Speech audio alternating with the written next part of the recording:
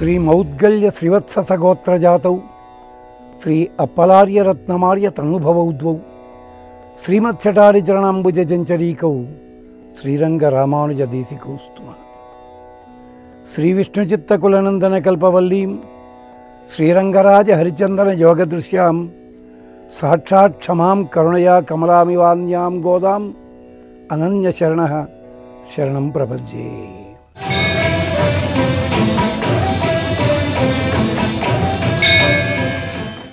మొదటగా మన్మధుణ్ణి ప్రార్థించింది. ఓ మన్మధుడా, ఆ స్వామితోటి నన్ను చేర్చు అంటుంది ఆవిడ. అంటే కొంతమంది అడిగారు, అన్యాయం కదండి, భగవంతుడికి శరణు చేసిన తర్వాత ఎవడు ఒక మన్మధుణ్ణి పట్టుకోవడమా? కాదు. కామోహ ప్రథమం జజ్ఞే వేదం చెప్తోంది. ఈ మన్మధుడు ఎవరో కాదు, శ్రీ మహావిష్ణువేరా బాబు. ఈయన రూపంలో ఒక భాగం మనకి తెలుసున్న మన్మధుడు, అసలు మన్మధుడు ఆయన. సాక్షాత్ మన్మథ అంటాడు వ్యాస భగవానుడు.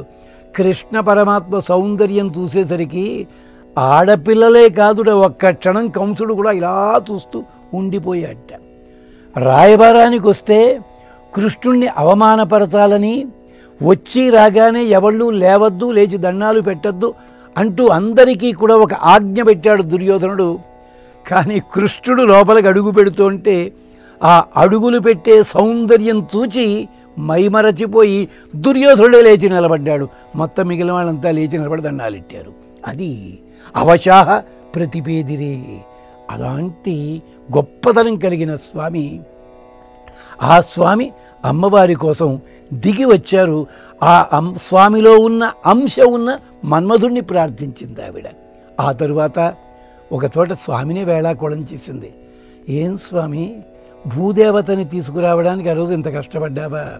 పాచి తూర్తి కిడంద పార్మగడుకు, భూమి అంతా పాచిపట్టి ఉందట, నీళ్లల్లో పడి ఉండి. అందుకని పాచిపట్టి ఉన్న భూమిని నీళ్లల్లోంచి బయటికి తీసుకురావడం కోసమని చెప్పి అలాంటి బురద లోపలికి వెళ్ళగలిగిన రూపాన్ని సంతరించుకున్నావా? మానమిలా పన్రియాయ్, అభిమానాన్ని చంపుకుని వరాహమయ్యావా అని ఒక అర్థము మానం ఇలా అంటే. రెండో అర్థము మానం ఇలా పరిమితి లేని, మానం అంటే కొలత లేని పెద్ద వరాహమయ్యావా.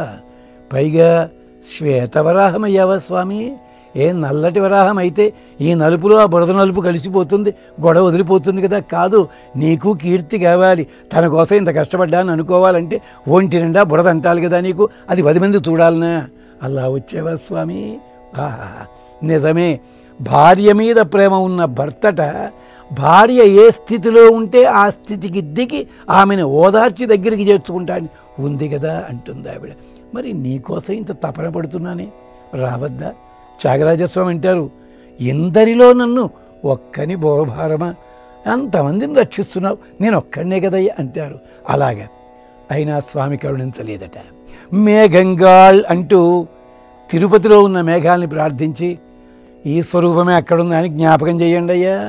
విన్నీల మేలాప్పు, ఆకాశమంతా కూడా చాందిని, నల్లటి చాందిని కట్టినట్టుగా ఉండే మేఘముల సమూహములారా చెప్పండి అయ్యా స్వామికి. కోకిలని ప్రార్థించింది. అమ్మా కోకిల, స్వామి మేనిచాయ నీ మేనిచాయ అంతే కదా, నాకు తెలుసును. పన్ని ఎప్పోదుం ఇరుందు కిరైందు ఎన్ పవళవాయి వరక్కువాన్. ఎర్రని పెదాలు కలిగిన మా స్వామి ఉన్నాడే, ఆయన్ని పిలవండర్రా. ఎంచేత మీ ముక్కు కూడా, మీ చెంచువులు కూడా ఎర్రగానే ఉంటాయి, శరీరం అంతా కూడా ఒక నల్లదనం ఉంటుంది, ఎంచేత స్వామిని పిలవండర్రా అంటూ కోయిలని ప్రార్థిస్తారు. అన్నట్టు కోయిల్ అంటే ఏమిటో తెలుసునా? యతీశ్వరులకి సంకేతం. కోళ్ళు సంసారంలో ఉండే వాళ్ళకి సంకేతం. ఎలాగా? సంసారంలో ఉన్నవాళ్ళు రకరకాల రూపాల్లో ఉంటారు. తెల్లవారుదామనే కుక్కరోకో అని కూస్తూనే ఉంటారు. ఇది లక్షణం. కోకిలలు పందిరి మీద ఉంటారు, ఒక ఆశ్రమంలో ఉంటారు. పంచమ వేదం అంటే వేదాలు దాటిన వేదాంతాన్ని మనకు ఉపదేశిస్తారు. అలాగా ఓ కోకిల నువ్వు చెప్పు, ఓ శంఖమా, ఓ సుదర్శనమా అంటూ చెప్పడం ఏమిటి? భగవంతునికి అత్యంత సాన్నిహిత్యంతో ఉన్న వాళ్ళందరినీ మొరపెట్టుకుని తన ఆర్తిని ప్రకటించుకుంది అమ్మవారు. చిట్ట చివరగా ఈ ఆర్తి అంతా అయిపోయింది, దశవిధ దశలైపోయాయి. భగవంతుని గురించి తదేకంగా ఆలాపన ఉంటే సుషుప్తి దశ ఉండదు. గాఢ నిద్ర ఉండదు. అప్పుడు ఏమవుతుంది, కాస్త స్వప్నదశ ఉంటుంది. ఆ స్వప్నదశలో అమ్మవారు ఏమంటారు, ఈ స్వప్నదశ లోపల ఒక శుభాన్ని సూచింది అమ్మవారు. అదే వారణం ఆయిరం అని మనకి సాంప్రదాయంలో ఉంది. నాచ్యార్ తిరుమలలో ఉన్న పాశురాలు వారణం ఆయిరం అని, అవి చదివినట్టయితే, ఆ మాత్రమే చదివినట్టయితే ఆడపిల్లలకి వివాహం జరుగుతుందని ఇప్పటికీ విశ్వాసం ఉంది. దక్షిణాదిని చేస్తుంటారు. అలాగే బ్రహ్మోత్సవాల్లో కూడా కళ్యాణ ప్రక్రియ అయిన తర్వాత అక్కడ వారణం ఆయిరవాన్ని చదువుతారు. ఆవిడ కలగందిట 1000 ఏనుగుల పరివారంతో ముందు వెనక అటు ఇటు ఏనుగులు నడుస్తుండగా, ఏనుగు వంటి నడక కలిగిన నా స్వామి కదలి వస్తున్నాడు నా పాణిగ్రహణం చెయ్యడానికి అంటూ వివాహంలో ఉన్న ప్రక్రియలన్నీ ఏకరువు పెట్టుకుంది ఆవిడ. అంటే పాణిగ్రహణము, తాళిబొట్టు కట్టడం అన్నది తరువాత మనకి శృతి గ్రంథాల్లో వచ్చింది. కానీ వివాహం అంటే ఏమిటి, పాణిగ్రహణము సంకేతం అందరూ చూస్తుంటారు కాదు, వారిద్దరూ చూచే సన్నివేశం ఉంటుంది. ఏమిటది, మధ్యలో తెర పట్టినప్పుడు ఆ మంత్రము చదువుతూ తెర తీయగానే ప్రథమ వీక్షణము అభ్రాతృఘ్నీం వరుణ అని మంత్రం ఉంటుంది. మా చూపులు కలిసేటప్పుడు ఈ క్షేమం కలగాలి, అది ప్రథమ వీక్షణము. ఆ ప్రథమ వీక్షణాన్ని తెలుగులో అందంగా చెప్పారు ఒక పెద్దలు, సినీ కవి. చూపులు కలిసిన శుభవేళ, చూపులు కలిసినప్పుడే శుభవేళ, అది అర్థం అక్కడ. అంటే అదే ముహూర్తం అన్నమాట. ఆ ముహూర్తాన్ని మనం ఏం చేశాం, దాంతోపాటుగా జీలకర్ర బెల్లం పెట్టడం అది కూడా చేశాం మనం. దానికి శృతి గ్రంథాలు కారణం. కానీ పూర్వకాలంలో ప్రథమ వీక్షణం కాగానే పాణిగ్రహణము, అదే దానికి సంకేతం. ఇదన్నీ కూడా కన్న తర్వాత స్వామికి కూడా కనిపించారు పెరియాళ్ళ వాళ్ళకి. స్వామి వివాహానికి ఏర్పాటు చెయ్యి. ఊరంతా ఆశ్చర్యపడింది. ఇదెక్కడ సాధ్యం, ఆయన రంగనాథుడే, ఆయనలా వస్తాడు, ఈమె మానవకాంత, పాణిగ్రహణం ఎలా జరుగుతుంది అని నగరమంతా కూడా ఆశ్చర్యపోయిందట. మన గ్రంథాల్లో వర్ణన చేస్తారు. అయితే పెరియాళ్ళ వాళ్ళు ఉన్నది మామూలు కుటీరము, పరివారాన్ని ఎలా తీసుకురావాలి, ఎవరేం చెయ్యాలి తెలియదు కదా. కానీ ఈయన శిష్యుడే కదా పాండ్యరాజు, ఆ దేశాన్ని ఏలే రాజు. అయ్యా మీరు మాకు తండ్రి వంటి వారు, అమ్మాయి మాకు చెల్లెలు, అంచేత నేను అన్నగారి స్థానంలో ఉండి ఈ కార్యక్రమం అంతా జరిపిస్తాను. అన్నగారి సోదరుడు ఉన్నాడు కదా, అన్నగారి సోదరుడు కాదు, అన్నగారి సోదరుడు. నగారి అంటే ఇంద్రుడు, ఇంద్రుడు సోదరుడు ఉపేంద్రుడు, రంగనాథుడు అనమాట.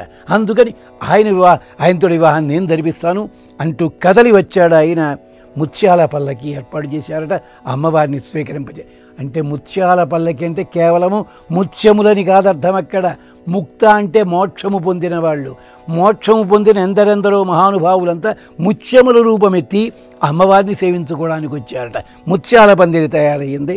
ఆ పందిరిని స్త్రీమూర్తులు మోసుకొని వెడుతున్నారట. ఎందుకని, మగవాళ్ళు తీసుకొని వెడుతుంటే అమ్మవారికి అలసట కలుగుతుందేమో అని. దీనే అన్నమయ్య ఎంత బాగా చెప్పాండి, కులుకక నడవరు కొమ్మలారా. అసలు కులుకుతోటే నడుస్తారు వాళ్ళు. పల్లకి మోసేప్పుడు ఒక ఊపు ఉంటుంది, ఆ ఓహం అనుకుంటూ నడవాలి. అసలు ఈ నడక తోడు అది కూడా కదిలేసరికి లోపల ఉన్న అమ్మవారికి మేను చమరించేని అన్నారు. ఎంత అద్భుతమైన వర్ణన ఇక్కడిదే పట్టుకున్నారు అన్నమాచార్యుల వారు.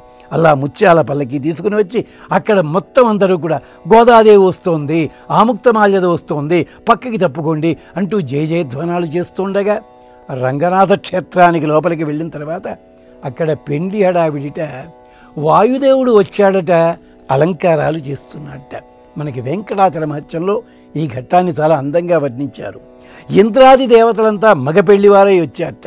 కానీ మగ పెళ్లివారు వచ్చి పెరియాళ్ళ వాళ్ళ వైభవం చూడగానే వాళ్ళ కన్నులు తిరిగాయట. ఓహో తగులంగట్టిన బ్రహ్మ నేర్పరి కదా, మగడవుగావుత చక్రి ఈరమణికిన్ మా పుణ్యమూలంబునన్ అని సంబరపడినంత ఆనందపడ్డారట వాళ్ళందరూ కూడా. అగ్ని వచ్చాడట, చూచాడు. మరి వచ్చిన వాళ్ళందరికీ ఏర్పాటు చేయాలి కదా, వంట వార్పు చేయడానికి అగ్ని వచ్చాట మగపెళ్లి వాడు తరఫే.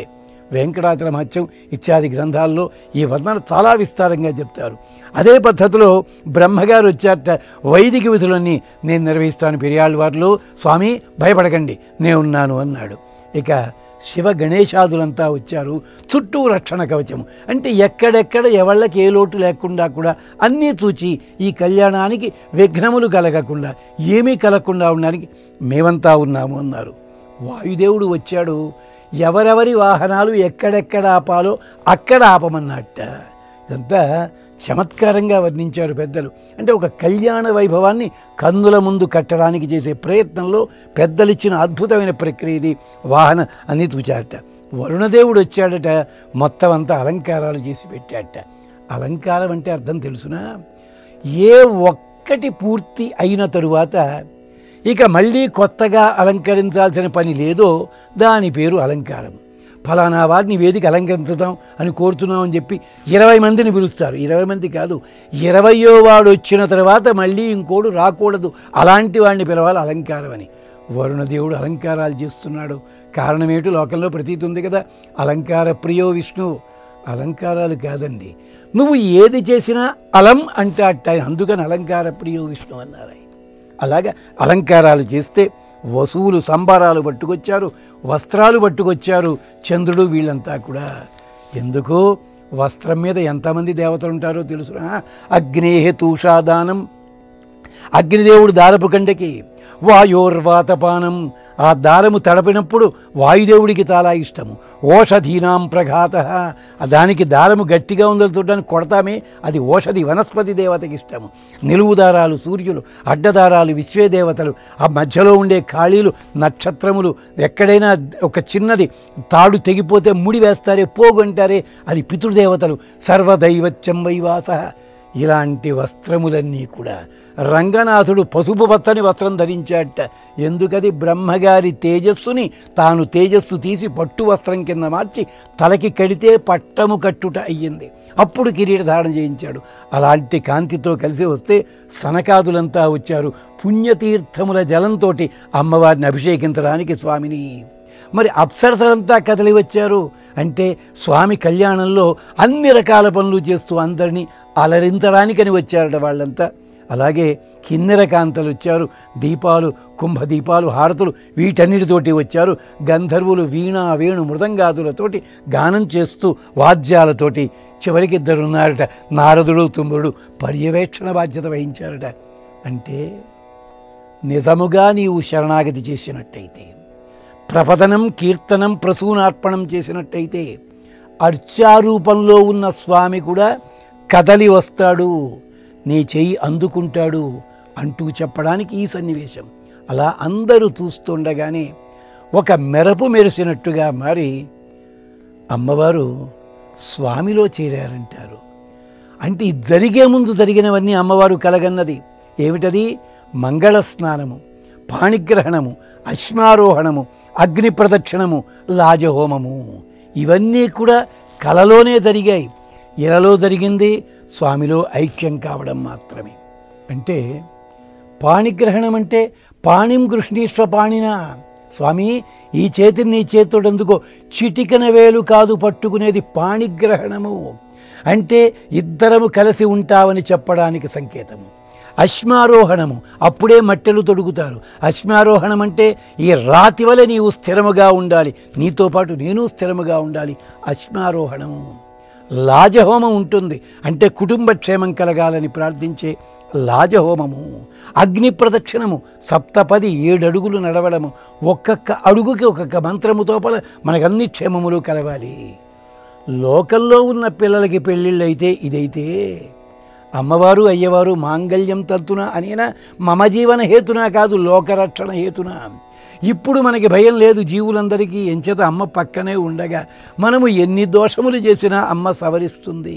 అదిట. అంచేత స్వామి ఇప్పుడు నీవు ఒంటివాడివి కాదు, మా అమ్మగారు నీ వంకనున్నారయ్యా. అంచేత ఆమె ముఖము చూచైనా మమ్మల్ని వదిలిపెట్టాలి. క్షిపామి అజస్రం ఆసురీషి అవయోనిషు అనకు, దదామి ఏతద్ వ్రతం మమ అనాలయ్యా. ఇదే సందేశము మనకి గోదా కళ్యాణంలో. ఏ కళ్యాణంలోనైనా ఇదే విశేషము.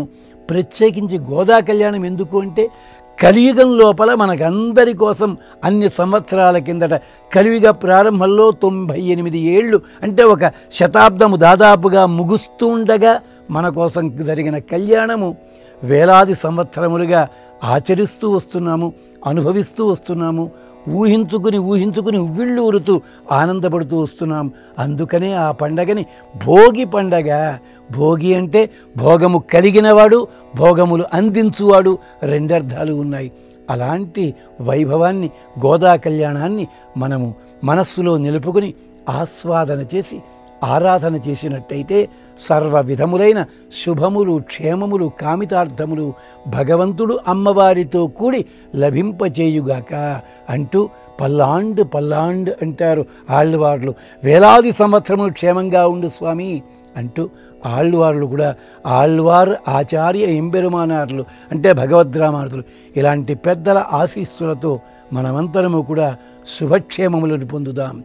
ఈ గోదావ్రతం అన్నది ఒక వర్గము వారికి కాదు, ఊరు నాడు ఉలగమెల్లాం సకల ప్రపంచానికి కూడా తలమానికమై విలసిల్లుగా కాని ఆశాసన చేస్తూ స్వస్తి.